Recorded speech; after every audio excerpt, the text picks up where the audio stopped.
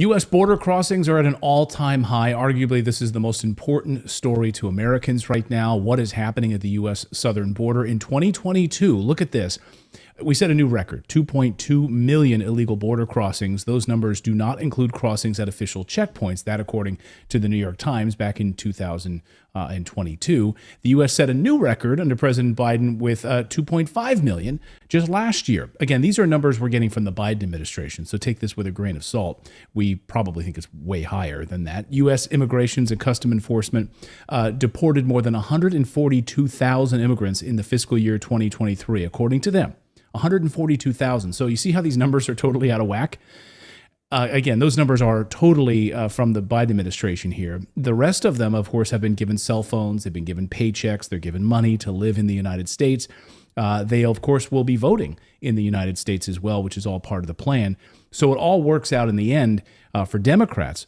Or does it? Listen to Obama's chief strategist, David Axelrod, who just admitted over the weekend that the busing of illegal immigrants into these sanctuary cities, into these Democrat-held cities, is actually changing the game. Listen. You know, whatever you think about what Governor Abbott has done, it was diabolically clever because by shipping these migrants to cities that call themselves, now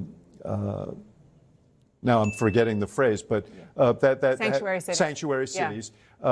He has created issue. I come from Chicago. Chicago has been torn apart by this issue. New York has been torn apart by this issue. And suddenly Democrats are engaged in this issue in a different way than they had been. So that has been very effective. Well, to comment on all of that, plus the bill that's currently being debated in Congress, is a man who is a former U.S. Green Beret. He's a war correspondent, and he is arguably one of the most knowledgeable individuals on the border crisis in the world. He is at the southern border in Texas. He left Panama at the Darien Gap. He's now in Texas where the drama is unfolding. That is Michael Yon. Michael, welcome back to the show, my friend. Good to see you.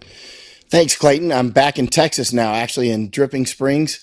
As you can see, there was some big events in the last week in Texas, down at Eagle Pass and other places still unfolding.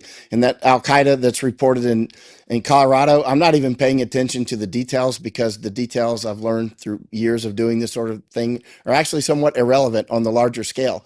I'm looking at the larger invasion. I mean, you know, they could pull out 50 or 500, but these are just basically you're pulling out a few roaches and there's an entire colony, and there are colonies everywhere. They're coming across every single day. And keep in mind, even people that are not Al-Qaeda or Hezbollah or Hamas today or some other group, they will be tomorrow because they're raising children like this, right?